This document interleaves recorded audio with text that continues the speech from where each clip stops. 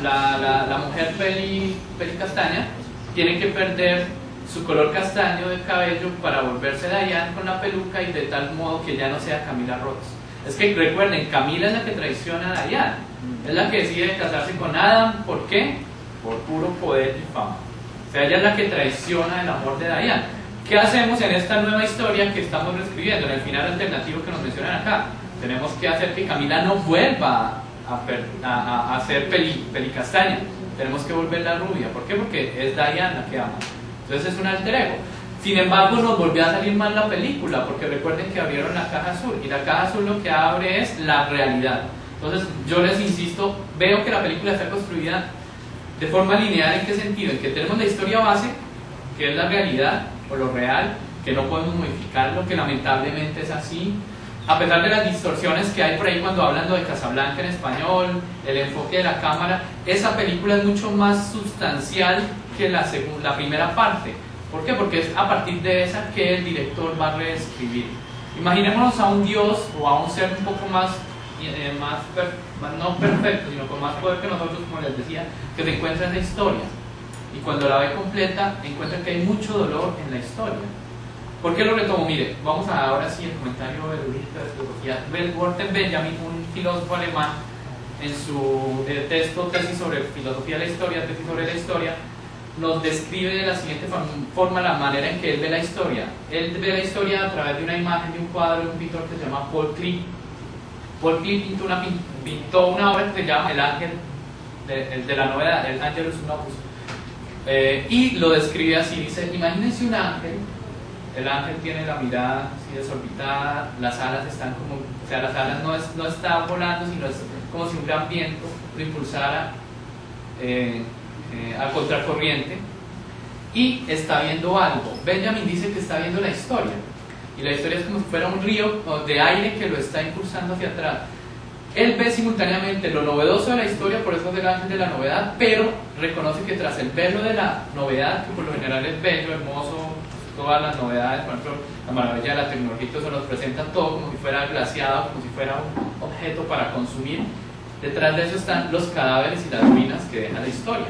Entonces Benjamin nos dice en las tesis que ¿será que es posible pensar en el futuro alguna manera de redimir el dolor del pasado a través de la narración? En primer lugar, la narración no va a cambiar el dolor del pasado, porque los seres que sufrieron, lamentablemente.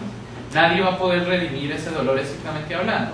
La narración puede tratar de paliar o de al menos de eliminar un poco esa sensación en términos del orden simbólico, pero no puede acabarlo. Es un poco por eso que yo interpretaba a Mulholland Drive en ese sentido, porque si Lynch es consciente como el ángel de la historia, el ángel de la novedad, del dolor y la tristeza que se ha dado en el pasado, que es la historia base que comienza cuando abrimos la caja azul. Recuerden, abrimos la caja azul, ya desapareció Betty, después desaparece Rita, y la tía Ruth lo que hace es mirar qué ocurrió. O sea, ahí sabemos que ya algo ha pasado, que vamos a encontrar algo tal vez menos loco que lo anterior. Entonces, a partir de esa realidad, ¿qué es lo máximo que puede hacer el director? Reescribirla simbólicamente. O sea, lo que es real, se manda el reino de la fantasía, del sueño y la ilusión para reescribirlo. Y es ahí donde empiezan a aparecer precisamente esas cuestiones. Por eso les decía, Betty y Rita no tienen apellidos. ¿Por qué? Porque ellas son digamos, como esos personajes que ya el director les volvió a nombrar con el objeto de que olviden, de que sean capaces de vivir sin necesidad de su pasado. Por eso Rita no puede recordar nada. Porque recordemos que a Rita la iban a matar como Camila Rhodes cuando iba en el automóvil en la avenida, en la calle Mulholland. En ese momento la van a asesinar. Si no fuera por la intervención del director que crea ese accidente, ella estaría muerta y no hubiera conocido a Betty, etcétera, etcétera. Fíjate que todo está calculado. Claro, a veces salen las cosas mal, porque ahora vamos a Platón y un poco a Voltaire. Este demiurgo, este dios que está creando la película, se equivoca porque esa vez es muy torpe, o los enviados o emisarios que tiene la embarran bastante. Recordemos a el mono que va a robarse el libro negro de él. El libro negro de él es el mismo libro negro después, donde anota precisamente el trabajo que hizo con Camila. O sea, tenemos que eliminar toda evidencia para que ellas dos no vayan a llegar a la conclusión de que son apariencias de una realidad bastante oscura. Pero fíjense que les sale bastante mal esa escena. se dispara 2 veces el arma entonces lleva a herir a la mujer gorda que está en la otra habitación, tenemos que asesinarla porque tenemos que eliminar toda la evidencia de que existió efectivamente esa realidad. Sin embargo, siempre hay ruido, y por eso la palabra silencio y ruido son muy curiosas. Cuando aparece la palabra silencio, o por ejemplo, siempre hay como un ruido, o sea, es como si acá tenemos la realidad, la reescribimos, pero hay un estrecho vínculo que podría ser, utilizando ahí términos freudianos, el ámbito de lo imaginario, que conecta lo real con lo simbólico, y eso hace que a veces como que emerja, como si fuese volcánico, como si esas fuerzas emergieran y a veces descontrolan ese reino de lo simbólico, que es cuando aparece la expresión silencio. Si no hubiese sido por las palabras silencio mientras Rita está durmiendo, no habíamos llegado al bar, no habíamos escuchado la canción, no había aparecido la caja azul, etcétera, etcétera. Por eso sospecho que deberíamos cortar la película antes de ir al bar en silencio. O sea, deberíamos dejar que ellas dos se amen, dejar que tal vez Rita pronuncie las palabras y que Diane diga, olvídalo, silencio. O sea, deberíamos cortar el ruido en ese instante, porque si no volvemos a ver el vaquero cuántas veces, más de las necesarias. ¿Por qué? Porque ¿Has visto la película hasta ahí? Pues yo la dejé ver cuando yo la dejé ver. Porque pienso que el ejercicio sería magnífico. Sería interesante llegar hasta ahí. Por ejemplo, dejar pasar algún tiempo, ver la película y cortarla a ver de qué todos pasa con modos, la interpretación. preguntémonos, somos bastante morbosos, ¿llegaríamos hasta ahí? ¿O querríamos No, volver a ver hasta no, el no, final? evidentemente sería como ejercicio del pensamiento. De todos modos, piensen que hay una cosa, yo no la podría ver hasta ahí por una razón. La parte que más me gusta de la película es cuando canta Rebeca del Río. O sea, es que... Pero ese es otro tema. Sí, pero por eso digo, el director es como tan malo a veces, es como tan perverso, que lo más para algo malo, porque tal vez ellos, como el director no es omnipotente, no puede borrar todos los recuerdos, no puede eliminar toda la interferencia de la realidad, se le quedan cabos sueltos, pero esos cabos sueltos los neutralizamos. Si se dan cuenta, el director ha tratado de hacerlo. Vamos con Adam. Adam es un personaje muy curioso.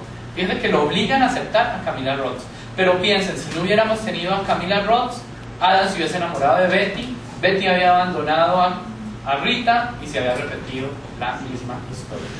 De todos modos, recuerden, cuando Betty va a presentarse al casting de la película de Bob Bregner, el personaje que hace del amigo del padre le dice, ¿podemos hacer lo mismo que hicimos con la de cabello oscuro?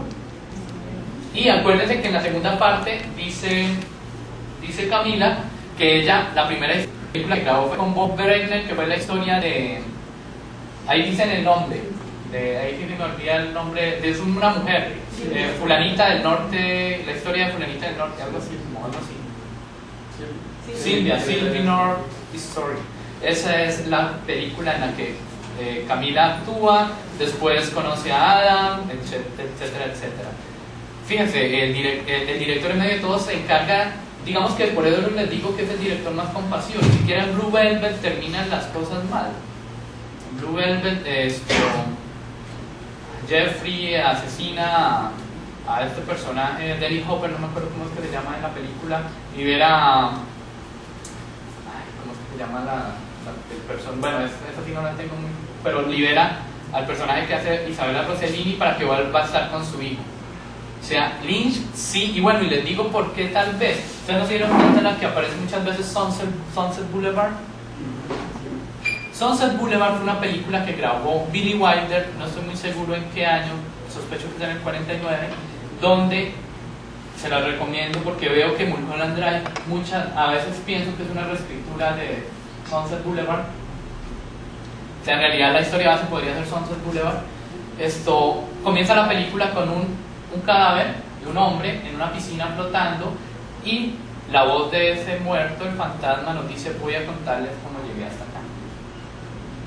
Y lo asesina pues una estrella de cine que se llama Norma Desmond, que fue estrella del cine mudo. Cuando apareció el cine sonoro, pues obviamente se retiró, se encerró en su casa y ocurrieron un montón de cuestiones. Una película muy brillante, un poco similar a esa cuestión, ¿no? La imposibilidad de la redención en Hollywood. Cuando Billy Wilder grabó Sunset Boulevard, lo curioso fue que no, o sea, siempre la grabó sin darle a conocer al estudio exactamente qué estaba ocurriendo. Cuando la proyectó fue escandaloso porque mostraban la corrupción de Hollywood. que es un poco lo que ocurre acá, pero no es la corrupción simplemente de Hollywood, del poder, de la fama, de la imposibilidad de ser honestos con nosotros mismos y entregarnos a algo que nos excede, en este caso Adam Ketchum y todo eso. Fíjense, de todos modos, ¿qué hubiera ocurrido si Adam Ketchum se hubiese casado con Camila? Camila se acostó con el que limpiaba la piscina, se divorciaron y Adam vuelve a decir, jajaja, me quedé con la piscina y ella con el que la limpiaba.